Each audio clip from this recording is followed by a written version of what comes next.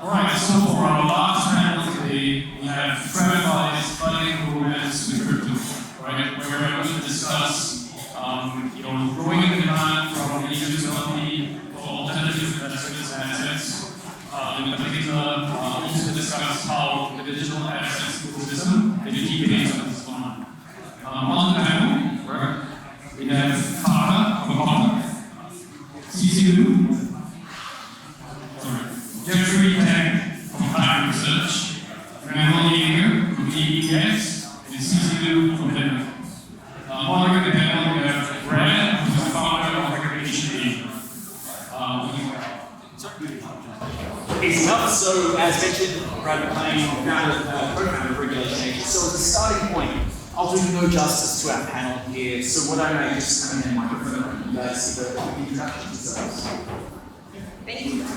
Hi, my name is Cici, and I recently formed my consulting company called Partners. It's helping traditional institutions, banking institutions to get into the Web 3.0 space. I'm from institutional banking background and worked at Australia's largest asset management firm called Blockhaus in the last 18 months or so. One of the biggest things I'm pushing for is advocating the ESG applications from crypto space, especially to the private sector with the financial applications. Yes, hi together. My name is Emmanuel. I'm the co-founder of X. I'm currently leading our digital asset initiative. Asset itself is a private market exchange offering investors access to private market products such as private equity, funds, debt, and others.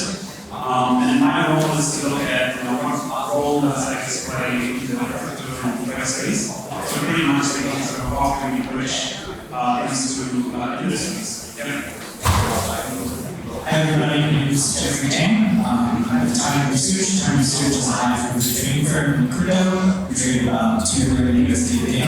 And prior to Time Research, I was a high-frequency trader from ETG Trading, which is one of the largest trading firms. Hi everybody, my name is Talpa. I head the sales for APAC Hopper. Hopper is an institutional custodian for safe custody to provide compliance access to exchanges, OTC broker trades, staking, DeFi. We also have a different department when we provide enterprise SaaS solutions. So our first time with Station Global, when we provide order license and technology to Station in order for them to become digital asset custodian. Awesome. So, let's go back to the microphone. But first things first, right? So, we've got a nice kind of mix of market infrastructure, kind of regulated entity, high frequency trader, and consultancy along the way. So, first things first, Manuel, from your perspective, there we go. From your perspective, what is TradFi's and what's the role in this one? We're talking about institutional participation, bank participation, as an asset manager, or something else. Yeah, I think you already summarized. I think all of them are part of traditional finance. EDIC itself is a startup. We have been regulated by MNS. We have a holder RMO and a CMS license. So for us, being closely to what's happening on the regulatory side is very, very important for us. That's also where we see our USP, offering digital asset access to private investors as well as to traditional finance players. And there, we look at financial institutions, investment banks, asset managers, the full range. Yeah. So, as an RMO, your focus is SEO, right? So, you're a platform where people are educated with assets, something traditional, like long-term asset infrastructure, right? So, it's not traditional crypto. You can sell, right? It's more capital markets. Yes. So, basically, what we do is we do security tokens. So they are regulated as traditional securities and the same Futures and Securities Act. So we have a company like a hedge fund, they come to us, we tokenize their assets, and then investors can buy into them in form of security tokens. And basically our tech runs on a private blockchain. So Manuel, let's take you on. So from your perspective, you're the market infrastructure. Where do you see the opportunity for TradFi in the crypto space? Is it banks, is it the institutions? Yeah, I think there's a couple of things. First of all, I look at it more from a technology perspective. I think that the underlying technology in crypto provides very high operational efficiency. And if you look at how banks operate, they have legacy systems. They are not tech companies, so whatever is happening in crypto space, provides a very operational efficient form of the business that banks are operating. So that's one angle that I can think of. And obviously if they are smart about it, they can get an edge to other players in the market and create competitive advantages and can combine the best of both worlds. Okay, so I get that. What do you think, Jeffrey? Where's the opportunity and where's the focus? Yeah, I think that institutional crypto is the holy grail of crypto. And, I'm a Bitcoin maximalist. I actually really like ADDX as a company. There are other firms out there in the space, such as Republic, that are working on security tokens. Democratization of access to primary markets is very important. And, why are we in crypto? A lot of us are in it because we are libertarians. We believe in freedom. We believe in the ability for people to do whatever they want to do for the entire stack, as opposed to being consumers. So, to answer your question, I think crypto needs institutions, but institutions want crypto. And when I say institutions, I mean TradFi. It is a very delicate game, and I still think that at this moment, we need institutions more than they need us. Let's just think of the concept of an institution, right? So in the traditional world, we're talking pension funds, right? Superannuation funds. There's no way they participate in these funds, right? And even if they are, it's only just going to be a very small percentage of the balance sheet. I would argue that they are slowly moving over. Like if you read, Citadel and Fidelity mention that they're doing an exchange. If you read about Hidden Road Partners and what they're doing, FalconX, there are building blocks in place compared to 5 or 6 years ago, where nobody could borrow Bitcoin. Lot 5, pre-Genesis, there's no borrowing, so you had to be long. Now there are funds out there that are actually about to move. This is just like 0 to 1 stuff, right? And so I feel like it's getting. Just talk about where are you seeing appetite and when what's driving? I think we see appetite from all across the board. So just to talk about our clients, we have about 60% of our clients are hedge funds, asset managers, 20% are market makers or DC brokers, and then 20% fintech companies, right? You can call them all TradFi if you want to, because fundamentally their business is built on TradFi. Right? I mean, there's no difference between what they do and what the crypto industry does in terms of what they're trying to provide for their clients, but ultimately they are successful financial services companies. And what every financial services company needs is these kind of infrastructures that are necessary to lay everything out for them in order to provide them the real ways in order to trade crypto or build out crypto services companies.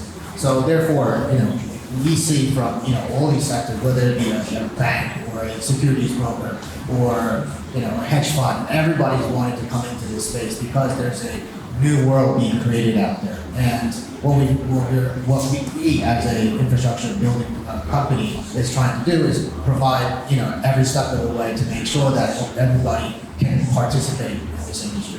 So you see the only barrier at this point in time is the market infrastructure. There's nothing else holding back institutions. Oh, well, I mean, obviously there are regulations that are very key to this element, right? So we have a lot of clients that come to us and say, oh, I need a custodian, but are you guys licensed? Or I want to get into, a hedge fund comes to us and says, I want to trade crypto, but crypto's not regulated.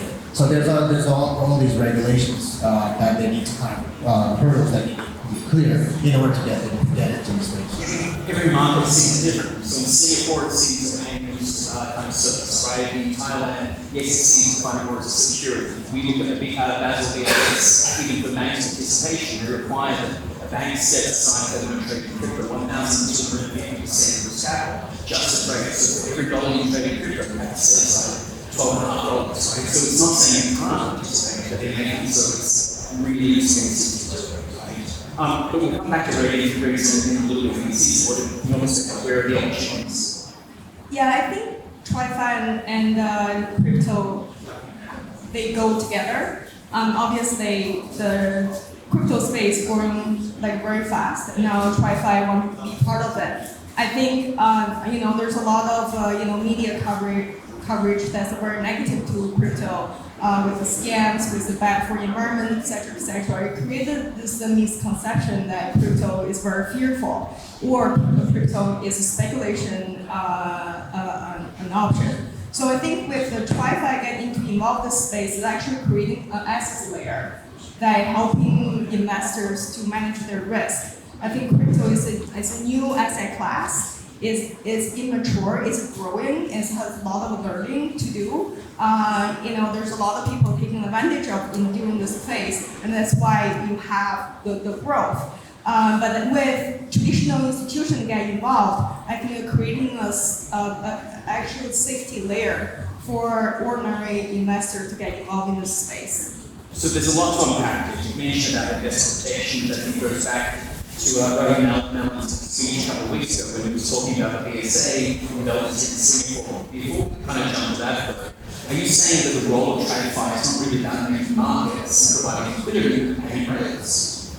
I think comes to asset management space, I think it's very important for the investor to understand the risk involved when they invest in crypto. And crypto is a tool as an investment option. However, I think it is very important to understand what risks behind and what size of risk you're willing to take and diversify your risk. And then to ordinary investors, like mom and pops, they may not necessarily have that understanding. And that's why, for example, like banks like BDS or all that kind of retail-driven banks, if they offer crypto as an investment or avenue for ordinary investors to be involved, it's actually providing them a safety haven to have exposure to this new asset class. I mean, you already have some banks that are already crypto savvy, right? It's like Union Digital in the Philippines. They have stablecoin, they're really kind of involved in this. Is this something you're expecting to further expand? If so, which parts of banking use? Well, I would like to see, wealth management space, not just for private banks. We know a lot of private banks, they're doing their own digital banking, digital like crypto services behind closed doors, right? They're preparing themselves. And I think EBS is obviously endorsed by the government to leading this expansion by, having the digital exchange, but there's not much happening so far. But I think banks like EBS, OUB, like Singapore banks, can provide crypto exposures for, not just high net worth individuals, but rather every investors. Okay, I mean, GDS is one example of 11 different applicants here for their ideas. They all get different challenges, saying some of the lines, some of the ideas they can be back. Jeffrey, from your perspective, what's really holding back TradFi from really embracing the engagement space?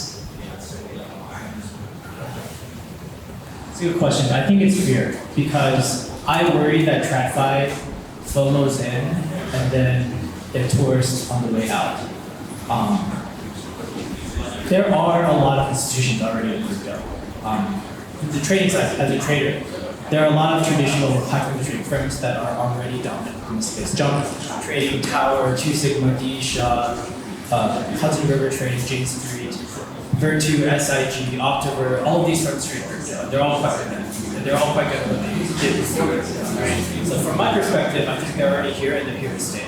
But then you take one layer up into the lower frequency side, Tiger Globals of the world. There has been some serious damage that has happened within the space for everyone who came in between May of last year and this year. It has been a bloodbath. And if you include that with what has happened within the crypto native side, like the big finances and the capital, it is, I think it's fear. I think, do you stake your reputation on crypto when you are already a behemoth or a leader within your original space? It's tough to be really good at what you trade and then to be really good at crypto. There are firms out here that are very good at crypto and they will eat you alive if you don't have a plan and you don't have a strategy to outcompete firms out there like Tower and Jump who can trade crypto for years and years and years.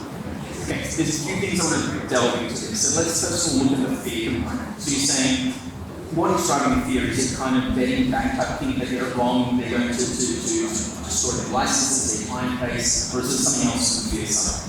I think it's at your selection, because unless crypto is now the hardest space within all of finance, in my opinion, because you have to know what you know, and you have to know what you don't know. The rules of the game in crypto are very different from traditional finance. Making money is very difficult, period. And, history proves that over and over again. And if you're traditional, if you're the best in things like the Renaissance technologies of the world, you are the best at what you do. Can you be the best at what you do in another space? And your ego wants to say yes, but at the same time, Renaissance technologies took a really long time. As you remember, like quantitative finance, Isha, Citadel Securities. It took them a long time, and then there are already companies out here that are very good at crypto, like Jump Trading, Alvida. These are crypto. Jump Trading and Alvida are kind of crypto data companies. They do everything, full service. That they don't only do trading. And so it's going to take somebody new in the space a lot of learning lessons, which is called losing money. Your education that you have to pay to be able to play with these titles, for instance, right now. Okay, so it's interesting you mentioned. I look at the virtual banking space, different crypto in Australia. They had 5 licenses within 3 years of that time. 4 of them already shut down, right? Because the banks actually discovered they weren't very good at virtual banking, even though that was just essentially needing to run one of them, right? Manuel, what do you think? What are your thoughts? I think we would have been in a different state if all these things wouldn't have happened, right? And in May, June, because you just mentioned Sirius Capital, Celsius, and Holland out. Obviously, it has been very, very bad for the industry. So the fear is what you mentioned, right? It's also reputational damage. So if they go into crypto, how the customers going to see them? But I think in the long run, the TradFi players, they think more aggressively. They see the underlying technology in the space and what they can win out of it. Are going to be the ones. They're going to be strong in the future. I don't believe that crypto is going to destroy TradFi or TradFi is going to take over crypto and it's going to be the TradFi DeFi or whatsoever. I think it will be a combination of both, and there will be solutions that target. That will be there for different segments of users. I actually do think that regulation is a good thing to protect the consumers and to bring whatever we're doing right now to the masses. I believe if we see more institutional adoption, we're going to see mass adoption. You highlight regulation being an important aspect, right? And I don't disagree with you. Hedge funds and these things, right? They spend their entire life on regulation. They start with their business so they don't regulate. We're in states, look at crypto. Everyone who's associated with these institutions is trying to get as many licenses as possible. Is that healthy? No. When I say regulation is good, it's really ensuring. Look at centralized companies that provide access to crypto, right? If you're not regulated, then how do you know as a consumer that they have certain controls in place? How's their risk management, their frameworks and things like that.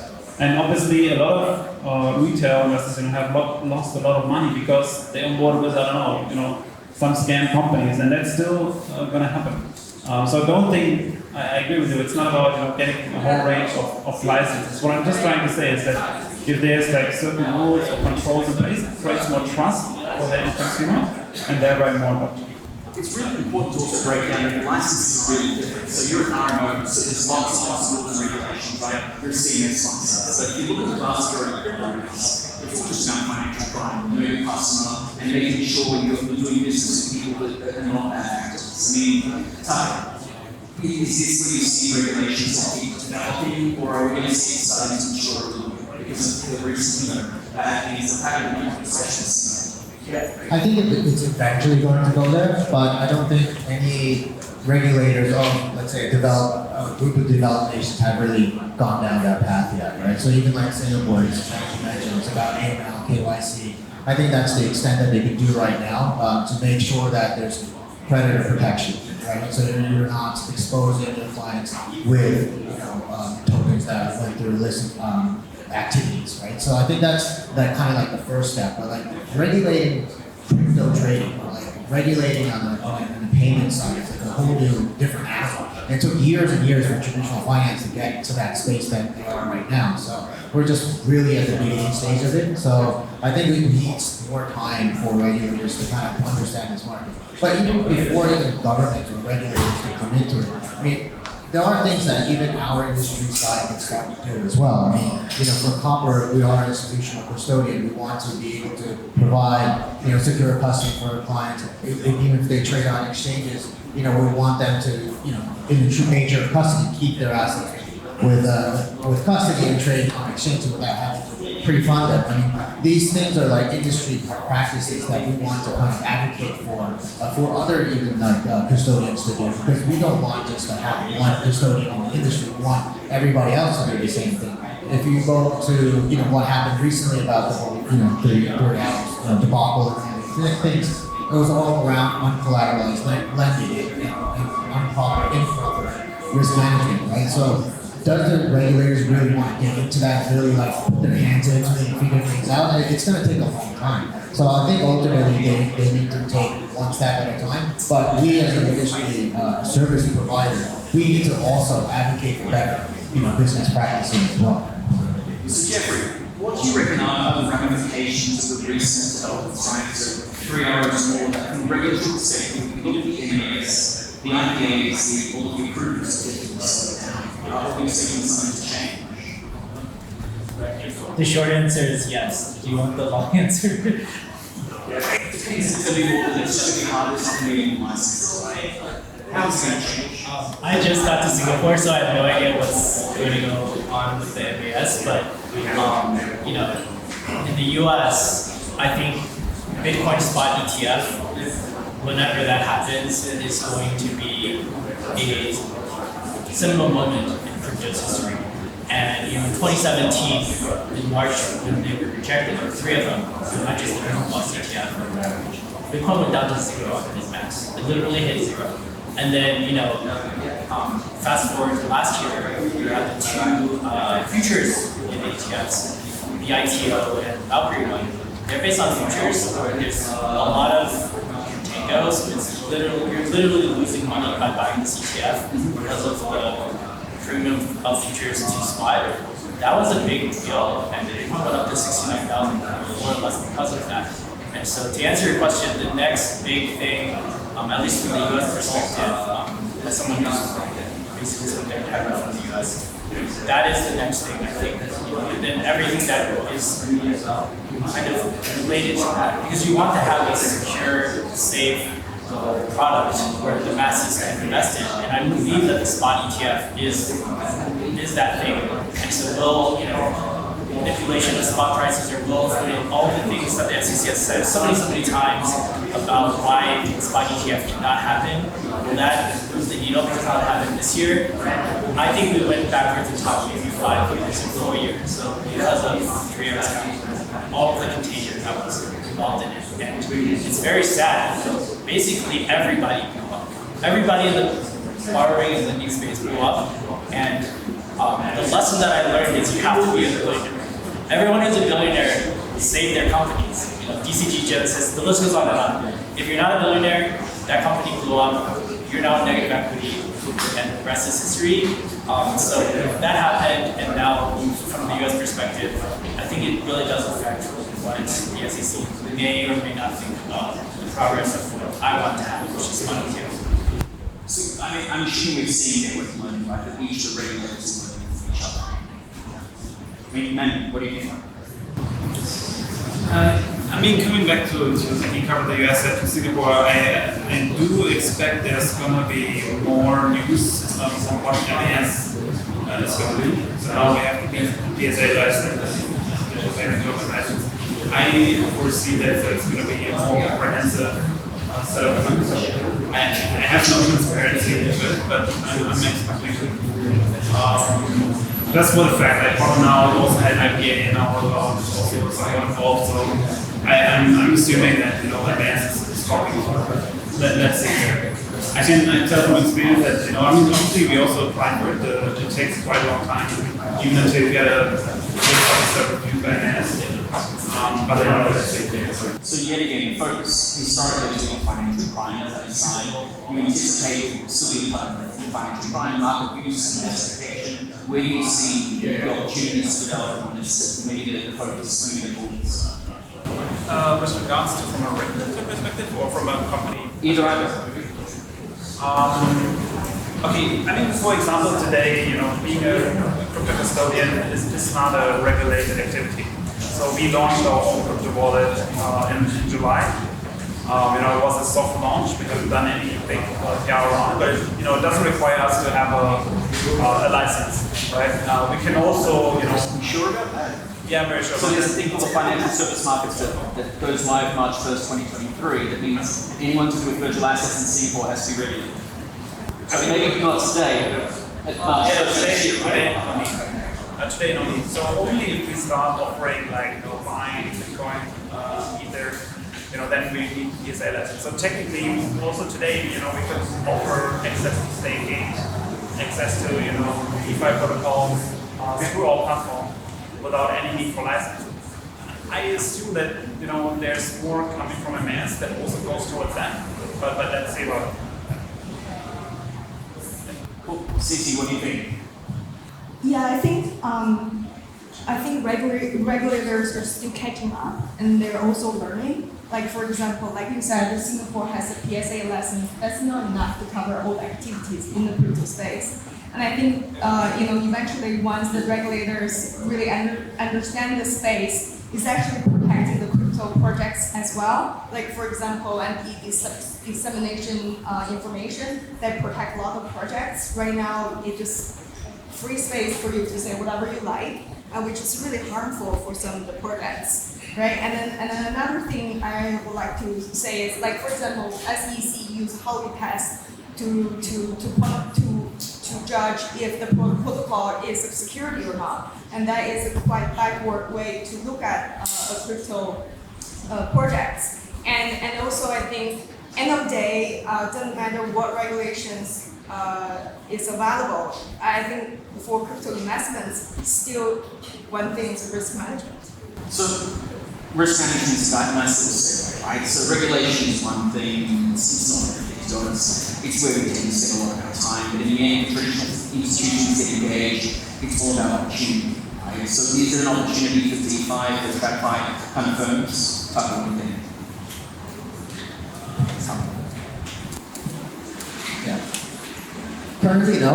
I think that there's not enough like KYT done on actual DeFi in order for institutional investors to safely come in and say, well, I'm happy to trade hands with a retail investor. So I think there's new things that have been developed like permissioned DeFi, but there's probably not enough liquidity on that either. But I think as a concept, I think DeFi is probably the future. I think a lot of things are being built on it, and it's probably going to be setting the standard for the future. But for the institutional investors, there needs to be certain kind of measurements, certain KYC standards in order for them to kind of convince their end investors to invest in those, or do liquidity provisions or whatever they do on DeFi to make that happen. So I think it's still a little bit early, but I know a handful of traditional hedge funds that are looking into this space, wanting to get into this space, and making sure that their LPs are comfortable with it. So it's going in that direction for sure. Interesting. Yet again, you're seeing there's a risk management issue, not a liquidity issue. No, I mean it's more on the KYC and okay, so it's coming back down to the fundamentals of regulation, kind of KYC and not doing bad acts, right? Yeah, I think a lot of that has to do with that. Jeffrey, do you agree? Feel free to disagree. No, I don't agree. I think so Scala Technologies is a company that is the DeFi execution arm of a lot of funds that are north of 1 billion AUM. And so, it already is happening. And it's obviously a very sensitive topic. These hedge funds do not want to touch anything that will ruin the reputation of the rest of the hedge fund, right? And so they want to do it, they're on the sidelines, and now they're dipping in, and it is going to happen. And so maybe it isn't public now, but it takes a very long time for these things to become public. But I actually think that that's one side, right? The other side is a lot of the TradFi's / on-exchange trading firms that are very large. They also do not ever want to interact with bad actors on the DeFi side as well. And so I think the strategy from these participants is they set up a second company that is either prop, no LPs, or they set up a second company which doesn't tarnish the reputation of the main company, and then they go in stealth and they do, all of the DeFi things that DeFi trading firms need to do. Within the DeFi space, the firms that are really good at DeFi, you've probably never heard of. Blockhead is pretty good at DeFi trading. And then these other companies out there like Symbolic Capital Partners, a lot of people have probably not heard of before, and probably means something because, the top trading firms in terms of volume are like Tower Research, Jump Trading, Hudson River Partners, Hudson River Trading. Those firms people have heard of before, and they do not really touch DeFi because of these concerns. And it's for many, many reasons. It's not just that. It's also really hard. And so if you're the best at centralized trading, it's hard to become really good at decentralized trading as well. And so it's the same concept, right? There's actually 3 categories of trading. There's TradFi trading, like stocks and stuff. Then there's centralized trading, like Binance, Bybit, etc. And then there's decentralized trading, like Uniswap and Curve and all these other protocols. And firms are usually good at 1. It'd be amazing if they're good at 2, but I don't think anyone's good at all 3. It's really, really hard. So going back to this point of, we probably haven't heard the names because, because risk appetite, these guys are smaller firms that just are very specialized. They make hundreds of millions of dollars of revenue, so they're not that small in DeFi land, but I don't think they care about you knowing about them in the first place. It's all proprietary money, no LPs, and these are, the types of decentralized trading. Yeah, going down to kind of the risk management side, it seems that the biggest way you're seeing is the way the firms are structuring themselves. They're all doing this as, principal prop trading. They're not, trading on people's money. It's not a fund structure. It's not a regulated structure anyway. Yes, they're not registered investment advisors. They don't manage over $150 million of outside LPs. They don't have a single American LP. Those are the things. Those are the prerequisites, right? And then if you do have this, then you have to do the second round, which is setting up a stealth company and going out and Cayman and doing all these other things. So it's coming down to that kind of traditional hedge fund model, just really structuring it in an efficient risk management kind of perspective, right? Correct. Yeah, CC, you go from the wealth side. Where are you seeing opportunities? Wealth management jumping in on DeFi?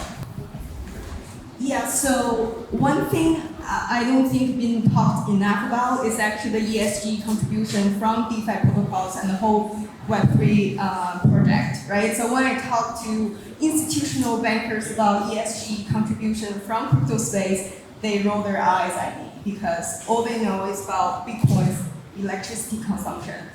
Again, this hasn't been talked enough about, things evolve, that there's a lot of projects, DeFi projects, they're so positively impact social and environment. Like for example, there's a blockchain called the Cassava chains in Africa. It has 1 billion users. So the concept on that blockchain is so the reality in Africa, obviously, people do not have an RIC like what we have. I can register my company in 3 days. I can open bank accounts just in front of my computer. But in Africa or many other kind of emerging regions, people don't even have the luxury to prove their identity, right? As a result, they're excluded from financial services. So the Cassava chain has this concept of participation as identity. So because everyone using that blockchain will have a wallet, all their activities happening on that blockchain shows their activities. And as a result, because they're contributing to that ecosystem, then therefore that's their identity. Then they can have some sort of financial services, although they're not perfect. So things like this, I don't think people know enough to understand, the contribution from DeFi space and the entire Web3 for the ESG factors. Okay, so obviously ESG is a massive focus for institutions in the world right now. You're arguing beyond kind of the footprint issue because we can look at the financial inclusion benefits as one of the positives. You're managing a regulated platform, focused on research. I'm assuming you're largely targeting liquidity providers, trading institutions. Is ESG a massive kind of concern? I mean, it is a topic, but I wouldn't say it's a massive concern when it comes to providing them with access to the investments that we currently offer, or when we talk with them about giving them access to crypto. It's really more I feel like there's still like this educational layer that, I mean, I'm really talking about very traditional banks. I'm not talking about all these more progressive companies that you mentioned, but really more like traditional banks out there that really want to understand, okay, how can we get our foot into the door? And you know, if you look at UBS, they're very aggressive, and you know, they're making news now, offering crypto to credit investors. I assume that is a very big topic in the boardrooms of all the other traditional banks, which I hope, you know, will again facilitate the adoption on their side as well. But then what we also see is like very traditional banks that are like, okay, you know, we come from a standpoint, you know, we are 100 years old, we have a very trustworthy brand, we're not gonna touch crypto, no matter what the demand side is. We also have these kind of feedback.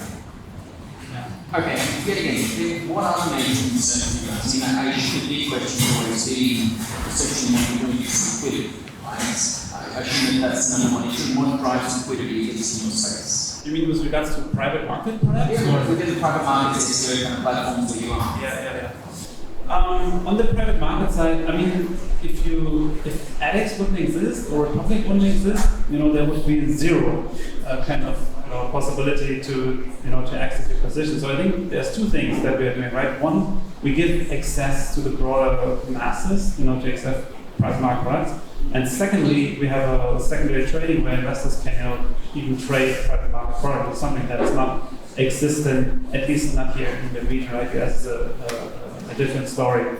Definitely liquidity, you can compare with public markets. We have, it's just not comparable. So it's a big topic. But looking at ADEX right now, I'll focus more on funds, which is more like long-term instruments. So there we don't see a lot of liquidity. Yeah.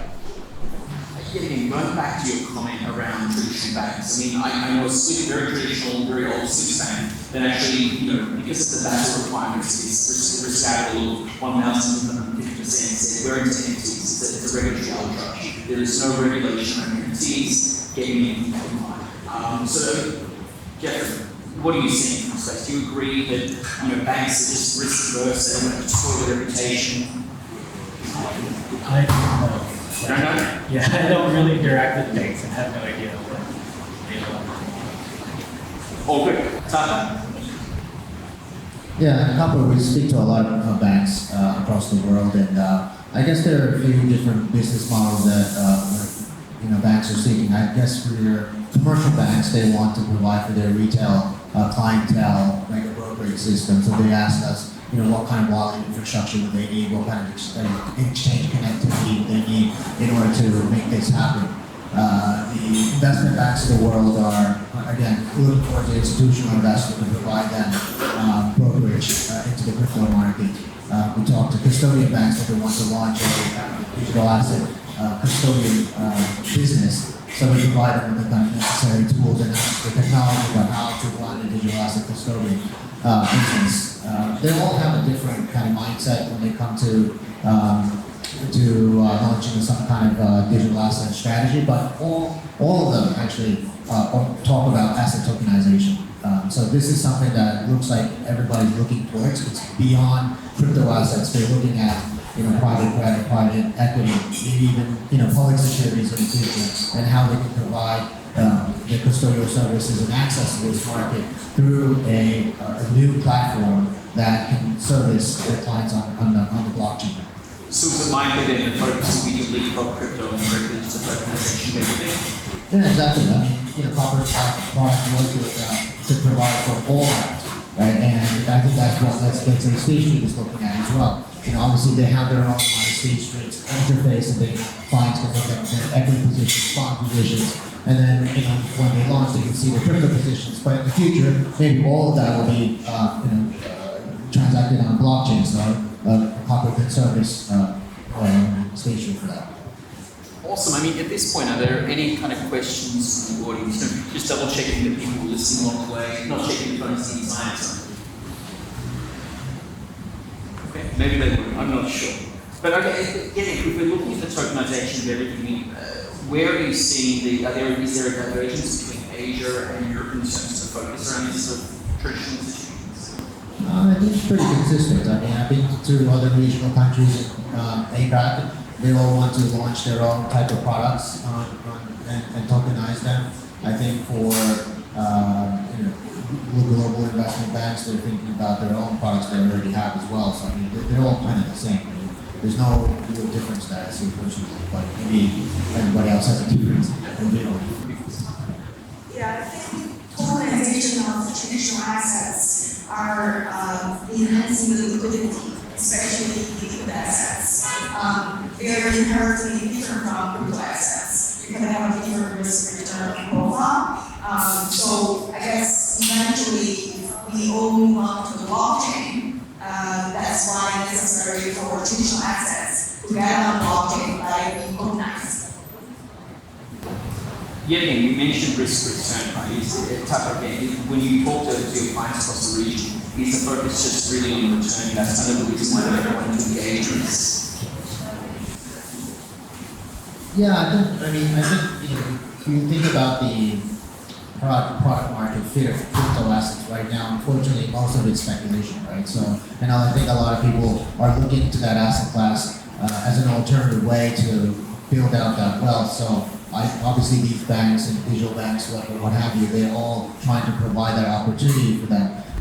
But I think going down the line, even though there are certain countries that restrict crypto as payments, I think they might go into that space as well.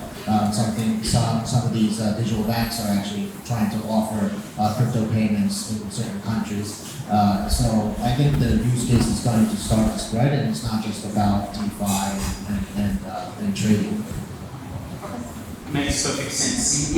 As we have a couple of minutes, like, good to get the panel's kind of final thoughts on kind of what's next. I mean, you've mentioned just briefly around kind of speculation payment services. That was a big focus of the MES Ravi a couple of weeks ago. In fact, I know a whole lot of applicants who just suddenly went, oh no, this is not going to be an opportunity for us because essentially, we're not one of these big famous brands, we're not doing these big amazing projects, or we're just providing payment services. So it'd be good to understand, for the next 12 to 18 months, when we look at, traditional finance and engagement with this space, where do you see the opportunities? Yeah, I think from the private wealth sector, I think very important for education, education for investors, and also education for private bankers and relationship managers, because they are the ones dealing with the clients, and the clients.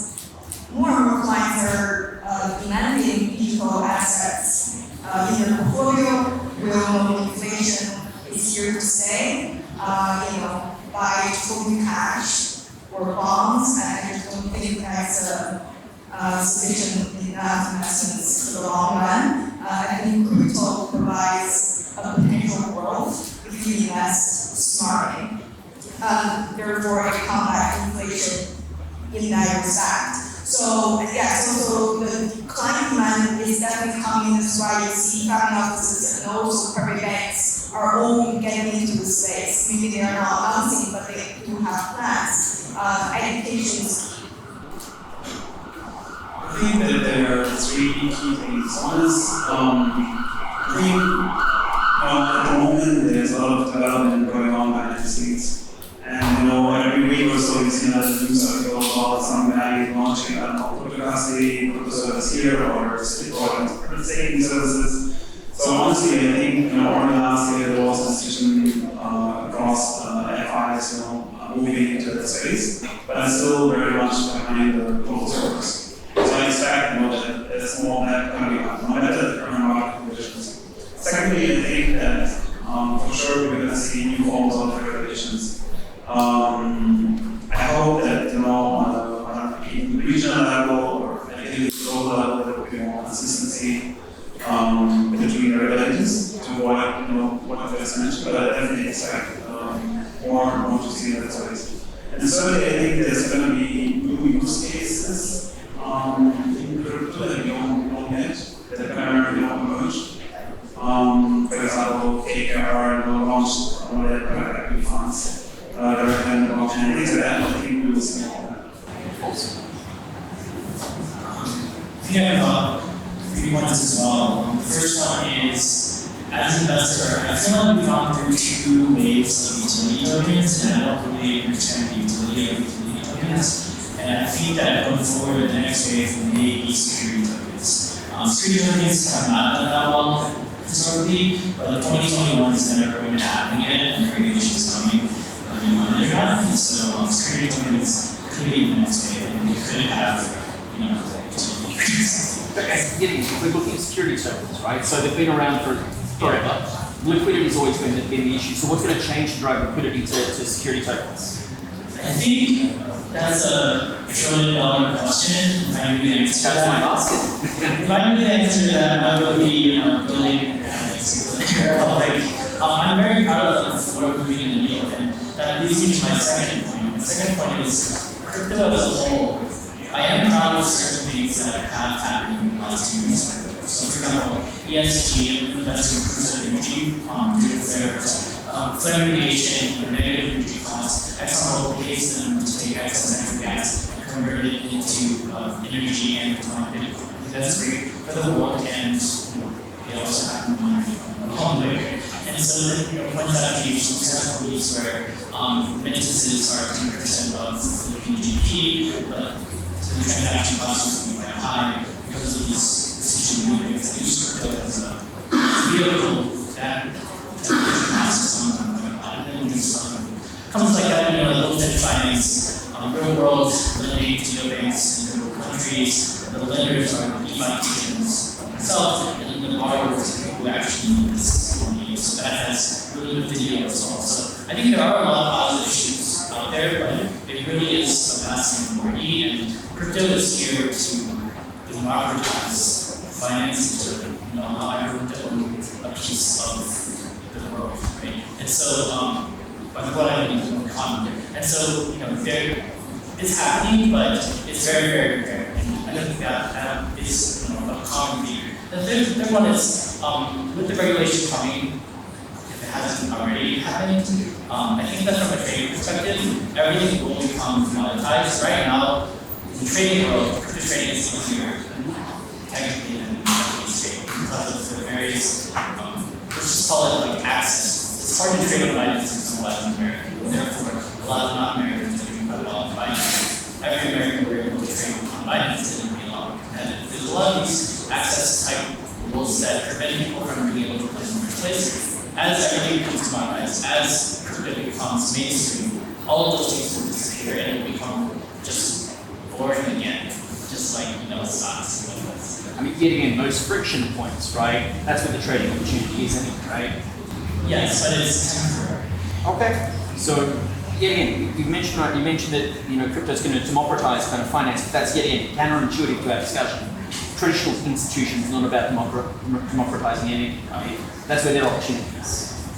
Yes. Yeah. So, all good. Tucker, your thoughts? Yeah. I think I alluded to this midsection, but I think industry best practices is something that we really need to focus on.